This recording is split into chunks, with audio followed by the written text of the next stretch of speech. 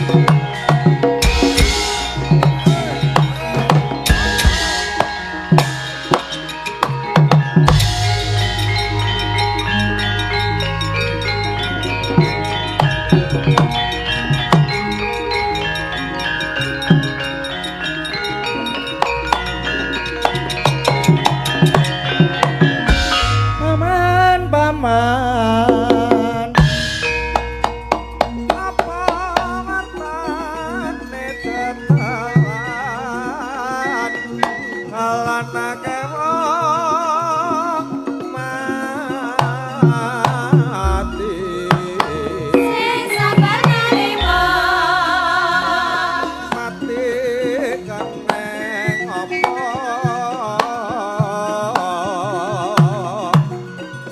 mati kinani ngoyo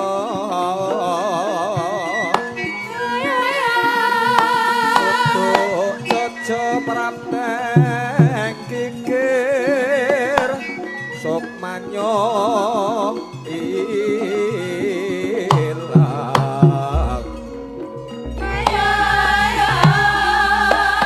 rakanyo terus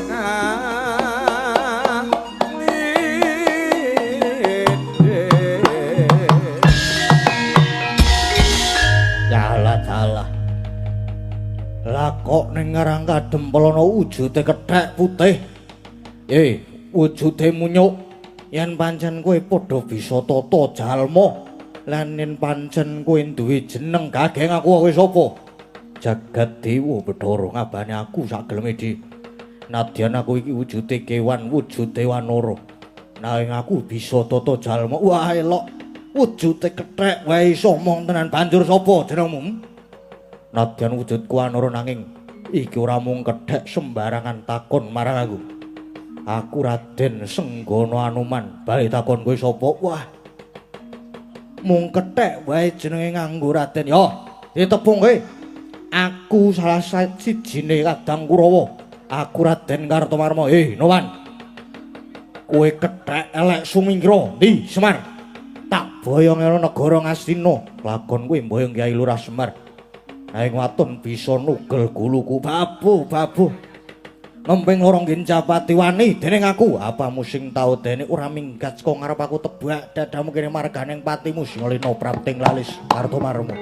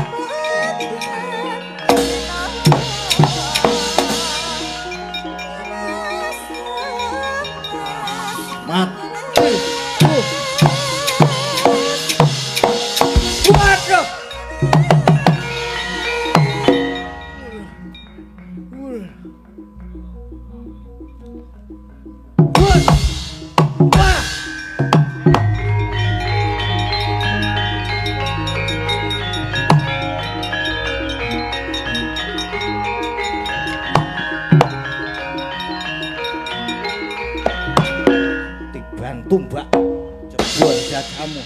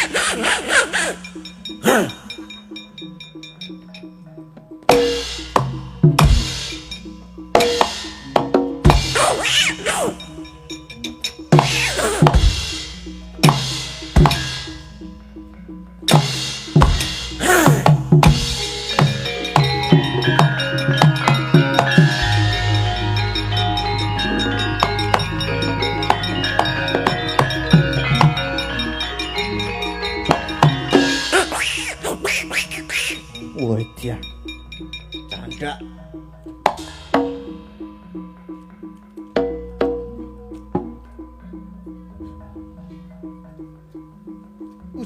Mutiar candia.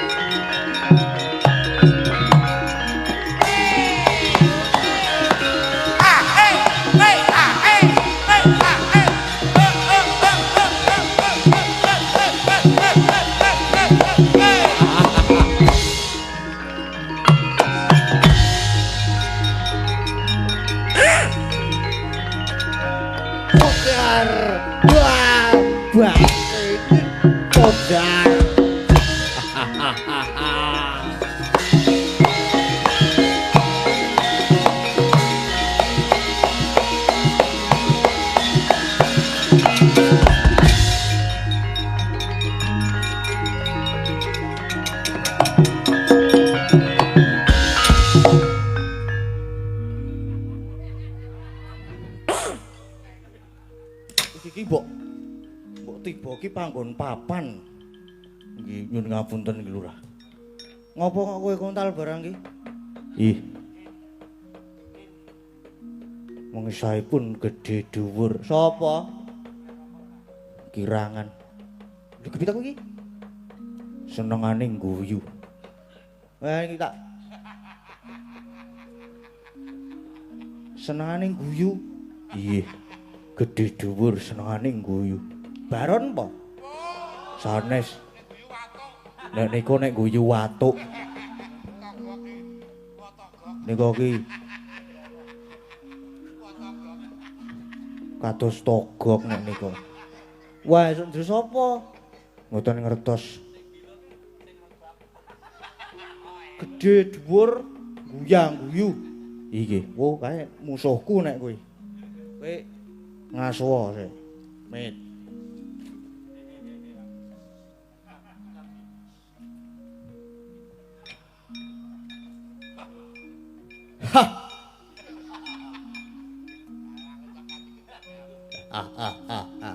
Halo babu, halo babu, halo babu, halo babu, halo babu, halo babu, halo babu, halo babu. Wetro edan, edan mbok ben. Urip mergo edan kok. Apa kowe? Anoman to undurke musuhmu Petruk kantrong bolong padha-padha ledan, padha-padha le kurang genep. Dasmu kurang genep. Aku ki genep to. Ayo men seneng guyu sarape guyu pedhot. Yo men iki rada klebon sithik dadi yo guyang-guyu.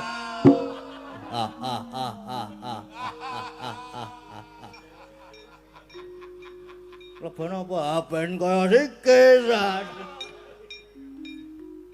Sapa? Udah. Udah dantem ngisor didenda. Ya, agau nek kena dendam nang ngisor. Medhun panggung kene dendane 250. Waduh lah. Jandon karo aku, Mas. Jandon piye? Jandon sak kamplengan rong kamplengan. Manut rasa nganggo gamelan wis. Ngene ketok sing lanang sapa, sing ampuh sapa. Ya. Kene kowe sik, ayo kowe sik sabar. Ora susu, Mas. Nyong ngantem sik. Wah, kampleng ora pecah sirahmu lho, Truk. Ora. Ya.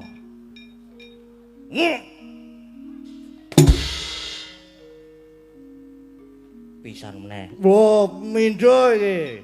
Ya, mindo, Mas. Mindo no, pisan ra krasa kok.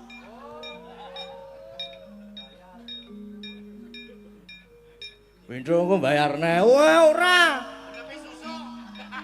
Susu kok duwite kok ora usah bayar meneh. Ya. Ya. Ini kena aku sih, sabar. Gua ancang-ancang. Rada makwer ngono kuwi nek didukke sirahe. Ya. Kemudunan, Mas. Nah, semene wae. Wingi tak nggo napuk wit kambil, iso sigar dari wah cangkeme to elek kau. Manggo napuk wit kambil kok iso sigar dadi papat. Bohong kowe. Ora tenan Mas, wis kene. Alon wae. Rasa donga. Aku ora donga kok kowe ndonga. Apa-apa ki kudu ndonga sik ngene. Wah, tenan ora.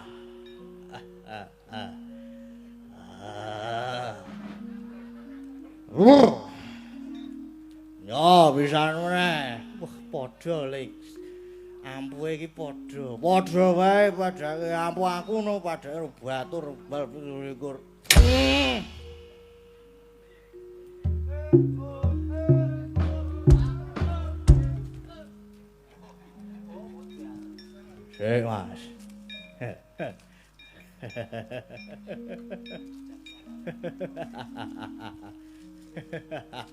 Wah, setan wis ben. Aduh. Aduh. Ayo kene kowe sirahmu kene pisan meneh ora marah kene. Kowe.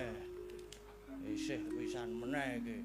Kene sikil pisan ra masalah ya Mas.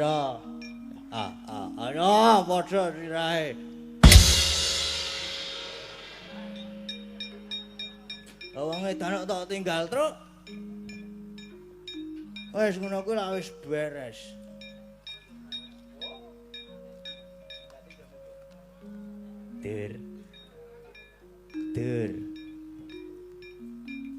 Dur.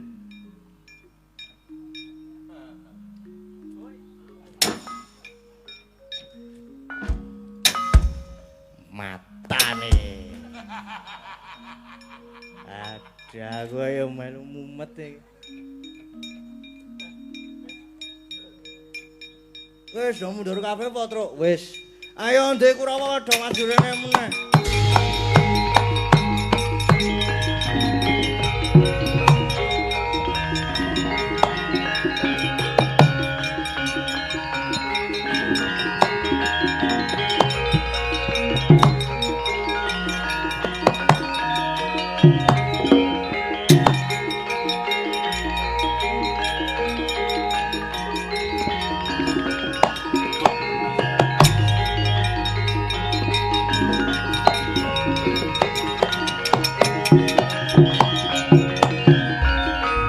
Wirikata sang Gatotkaca Iron mapakareka suta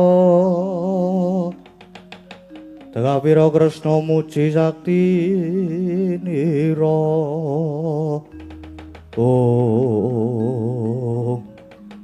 jagat dewa Bathara jebul bener sing dingendikake Kyai Semar yen ing Karang Kadempel uga ana rawuh sawijining satriya. Wah, mencorong tejane dadane murup yen ngaten menapa leres panjenengan menika Raden Gatotkaca wujude wanara wae genep tata kramane. Leres kula satriya pringgondane kasih Raden Gatotkaca. Nuwun sewu panjenengan menika menapa Raden Hanuman. Raden, kula pun singgana Hanuman saking Pancawati nuwun sewu. Lajeng bareng rawuh wonten ing Karang Kadempel mundi dawuhipun para pepundhen kinen boyong Kyai Semar. Wayan ngaten nunggal sedya kalian kula. Mawan kula inggih mundi dawuhipun Gusti kula Sinuhun Prabu Rama Wijaya ugi supados boyong Kyai Semar kaboyong ing Pancawati. Griwu kimpul bebarung sinang kula aturi kundur. Lho, wangsul pripun? Kula wangsul kedah kalian Kyai Semar boten. Kyai Semar kedah kula boyong ing Ngamarta. Wah, kepeksa tak jabel basaku. Gawe dak-dakane perkara sampeyan sing ngejak Sulaya mergo aku sing teka luwih dhisik. Wis saiki ngene, kelakon boyong Kyai Semar nang janji wis entek budine Gatotkaca. Lah ngejak Sulaya tenan, ayo taladene maju panggawa tak ayoni Hanuman.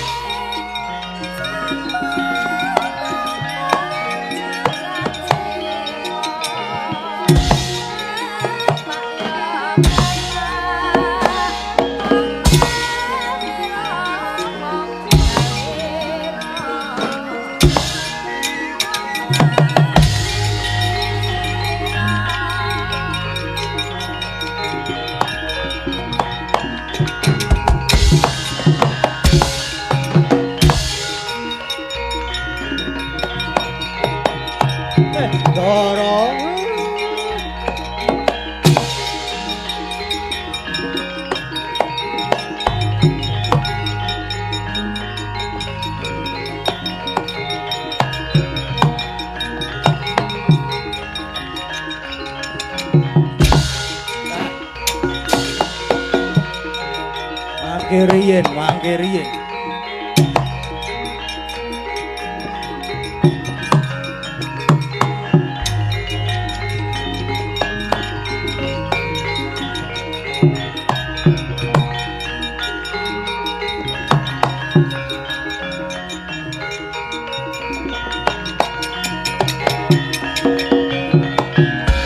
Aduh, ampun dipisah, sampun dipun pisah. Semar aja dipisah. Kethek putih kita ajari. Boten Ye. Panjenengan kedah kula boyong ing Pancawati. Mangke riyen to sabar, sareh riyen Anoman lan Ndara Gatot. Aku ki mung wong siji kok nggo rebutan. Semar nek munggo Sulaya nek munggo regejekan kuwi ora prayoga. Ibarate merangi tangan lan desane dengkul wis saiki ngene wae. Semar ki mbiyen ya suwita nderekke Prabu Rama Wijaya ing Pancawati. Lan saiki nderekke para Pandhawa. Lan kabeh saiki arep mboyong Semar nanging Semar ya ora bakal pilih kasih. Mula ben adil Semar saiki gawe sayembara klakon mboyong lan dimongi Semar nanging kudu bisa mujuti sing dadi pepanggil utawa beban aku ya kuwi wujude Sekar Pudak Tunjung Biru.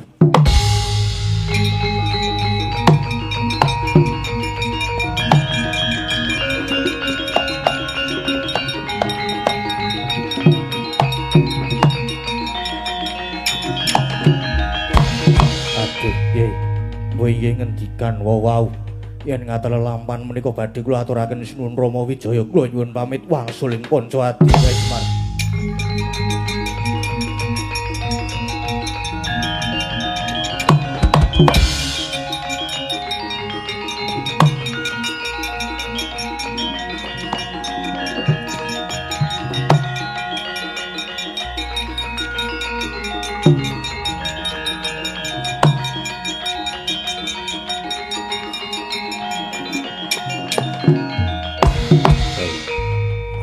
Banjur kepiye? Ayo tak boyong ning Ngamarta.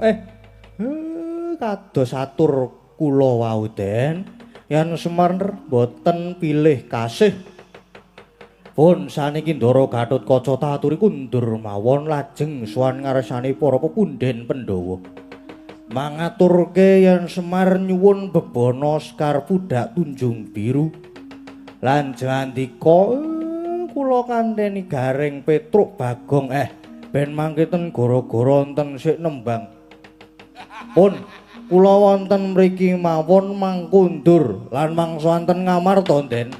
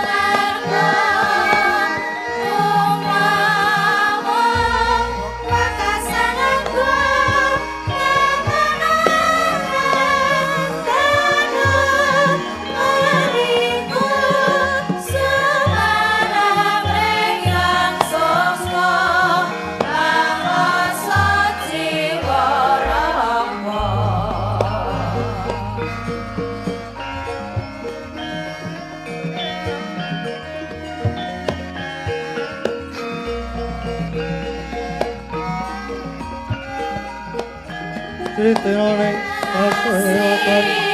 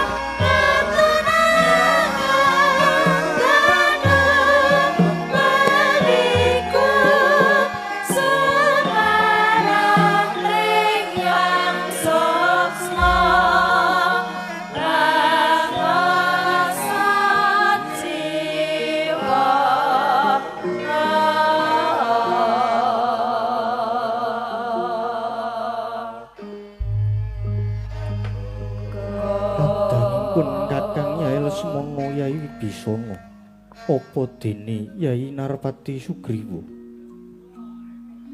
Nggih kula wonten dawuh. Nggih, kula wonten dawuh Prabu. Nggih, kula wonten dawuh. Wis mungkurada jejibanan darmaningsun gumelar ana njana luka iki tak umpamake kaya dene srengenge kang wis sandya kala gumliwang mangulon ngancik wanci surup surya kang mangkono. Wis wancine kudu wiwit tata-tata bab kahananing Ingsun lan Nyai Lesmana. Duh Prabu Jimat pepundhen kula. Sedaya tindak paduka wiwit purwa madya ingga samangke ngancik wusananipun ingkang rayi boten badhe luru ing sesanggeman. Saha dawuh paduka Kanjeng Koko Prabu mugi kaparenga hambabaraken menapa ingkang dados kersa paduka Kanjeng Koko Prabu. Yai nadyan mangkono parandene isih katon peteng dalan ingkang kudu tak ambah. Yai sapungkure Yai Semarnggone wis kundur menyang Karangka Dempel persasat kaya dene kalpika tanpa mbanan. Ilang sorot guayane lamun ta praja wis kuncatan yoni. Yai Lesmana mula pun Kakang kepingin maneh kahayuman kawicaksanane Kyai Nayantaka karana Kyai Semar iku tak umpamake wujuding banyu bisa mawih daya panguripan lamun wujuding cahya mawih daya pepadhang. Nadyan namung wujuding papariman parandene Kyai Semar saekti wujud pusaka kang bisa kandha jimat kang bisa ngucap sapa kang sinanding sinangkepan dening Kyai Semar bakal mawih daya padhang jroning uripe. Mula Yai Lesmana apa dene Yai Wibisana ora jeneng muka lamun pun Kakang kepingin meneh mboyong Kyai Badranaya pangajab bisa dadi pamong agung.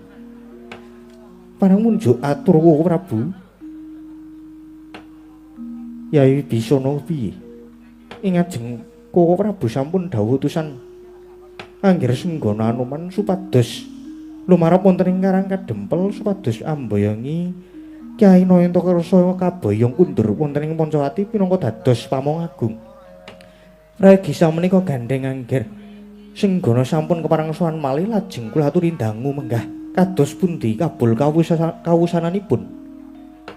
Sinuwun prayogi anak kula pun senggana Anoman lajeng tumuli dipun dangu kados pundi anggenipun suwan Kyai Semar.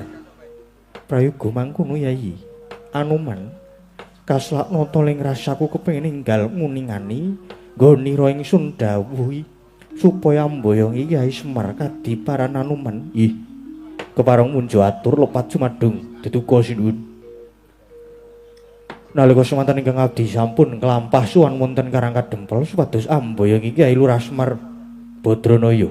Nanging anyarengi menika ugi wonten ingkang ngriwuk kimpul bebarung sinang utusan saking negari Ngamarta saha saking negari Ngastina nunggal sedya ugi badhe amboyong Kyai Semar. Sulayaning Rembag temah kula dados pasulayan kaliyan utusan saking negari Ngastina sasampunipun ngaten lajeng wonten dawuh pangandikanipun Kyai Semar bilih panjenenganipun gadhahi punagi utawi pepanggil sinten kewan kang saged amboyongi Kyai Semar nanging kedah saged mirangkani punagi ingkang wujudipun Sekar Pudak Tunjung Biru menika sinuwun. Lelenging driya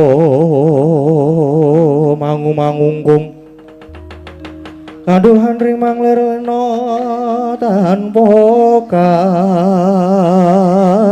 kandhen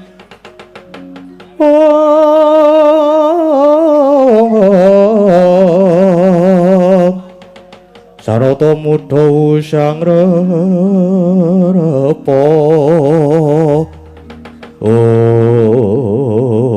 Kyai Lesmana kanyata Kyai Semar nyuwun bebana wujuding Sekar Pudak Tunjung Seta kang mangkono Dimas Lesmana aja wedi kangelan dina iki uga sira Kyai supaya sowan ngatasana ngresaning Hyang Padawenang ya Sang Mahardi Kengrat nyuwun Sekar Pudak Tunjung Biru minangka bebanan iki Kyai Semar Yai ngestuhaken dawuh yen ngaten ingkang rai nyuwun pamit nyuwun tambahing pangasuh Prabu Kyai Lesmana surti ati-ati aja ninggal duga lan prayoga Kyai Wibisana Kyai Sugriwa lan sira Anoman kabeh supaya ngawat-awati marang Kyai Lesmana lan memuji bebarengan muga kagira enggal kasembadan.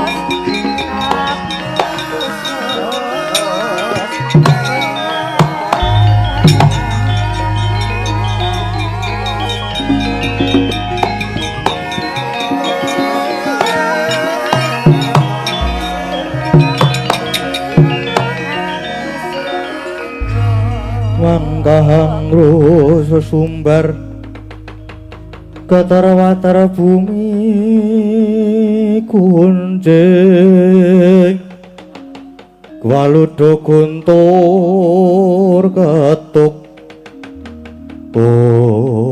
Bale dina iki bakal kelakon panjang kakutih semunipun badhe nembe bingah penggalipun siwun bakal kelakon gegayoanku ya kuwi jejere anak kang mikul dhuwur mendem jero marang wong tuwa sawarga Kanjeng Rama Begananda Indrajit ingkang wis mapan ana tepet suci uga Kanjeng Yang Prabu Dasama kang wis murut kasedan jati mongko karone seda saka iblis bangsat Rama Wijaya lan Lesmana mula saben dina aku kemping-kemping nggonku kepengin males mirang udi tuwa sedane pepundhenku teh iki ana dalan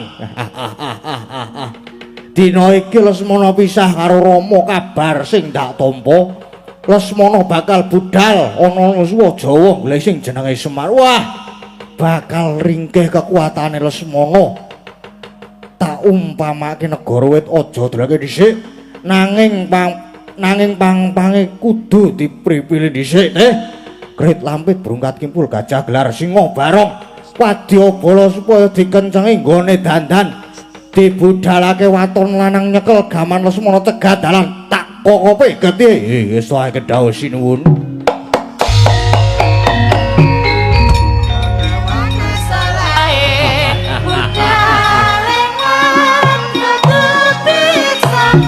budal deh wis wae kedhaos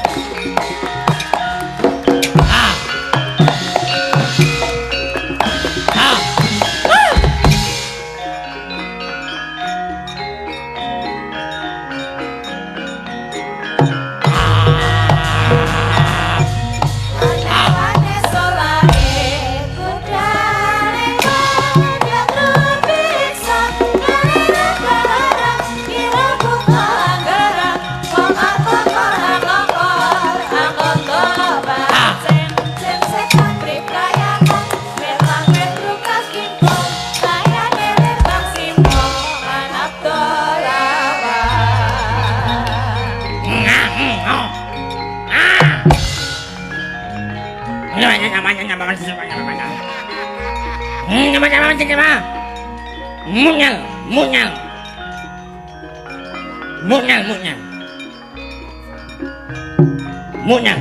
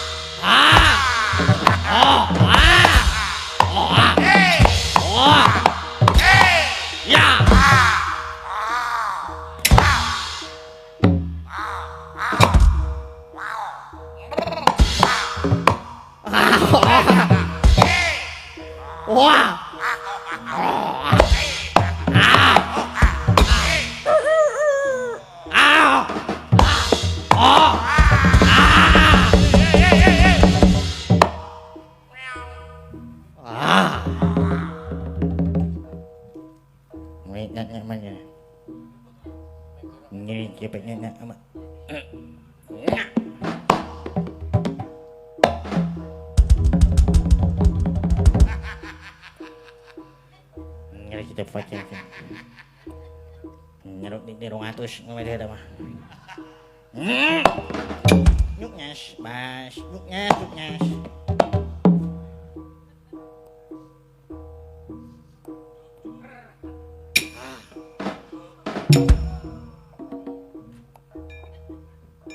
Entek.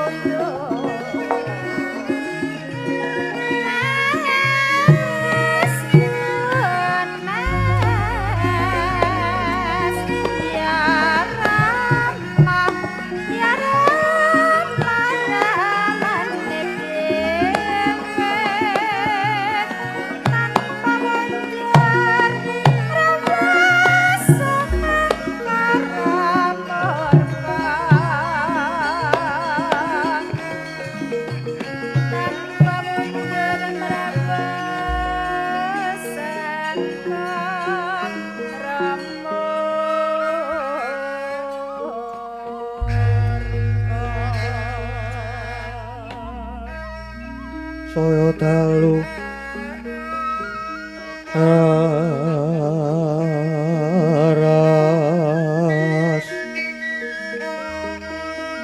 abhyara sorot lintang kanggo medhap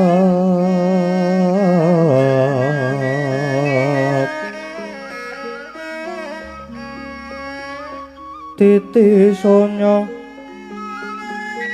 madya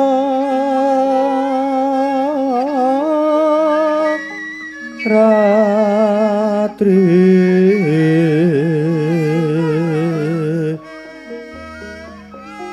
lumrang gandaning pos kita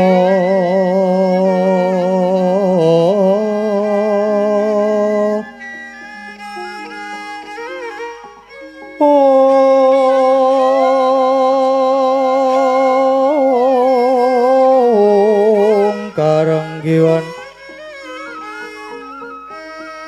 putyaniro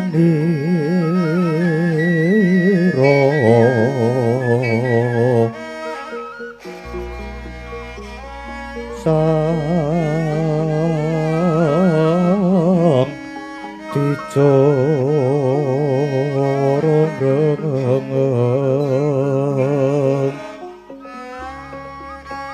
lira swaraning madu pronto manungsung sarining gembang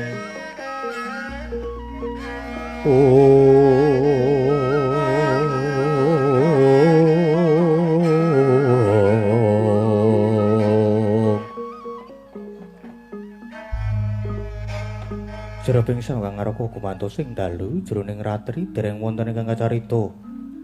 Amung sangwang pertangga pati kang jumedhul saking brangwetan nadyan kelangan migarsa gunung-gunung parandene bisa merbawani jagat raya. Dewi tata sing kamantian dewasane nang nawa kawu sawantir mus ngancik gara-gara Sukramangkara tumpak mendo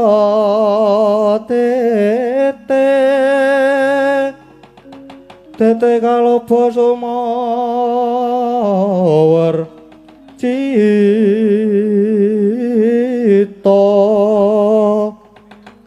anggara rakata Buddha Maeswarespati mintuna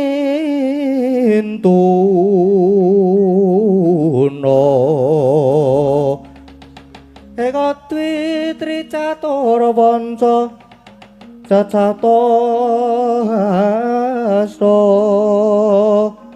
asana dasa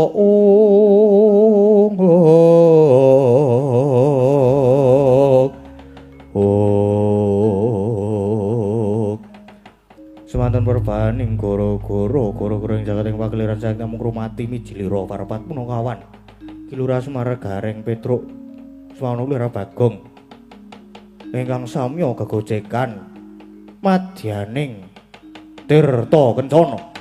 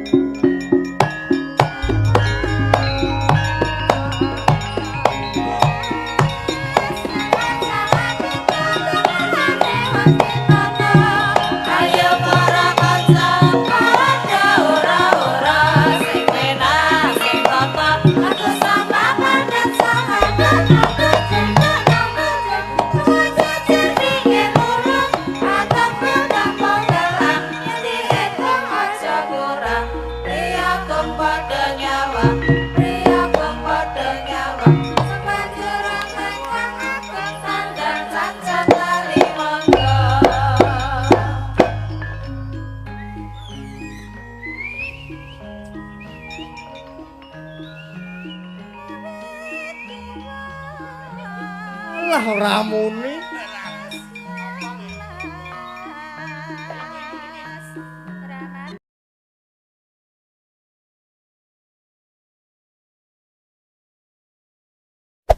Hey there. Subscribe to my channel. And also press this bell icon.